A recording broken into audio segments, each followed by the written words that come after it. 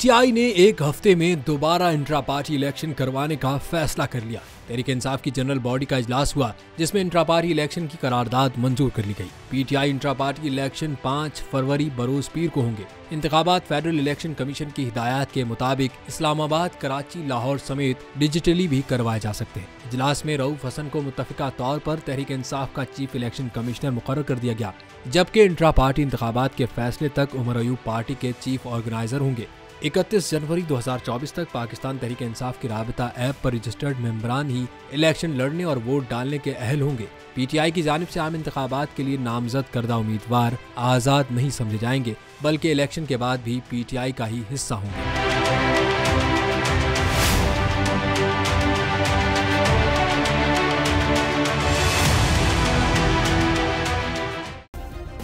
Subscribe करें और bell दबाएं ताकि कोई खबर रह न जाए।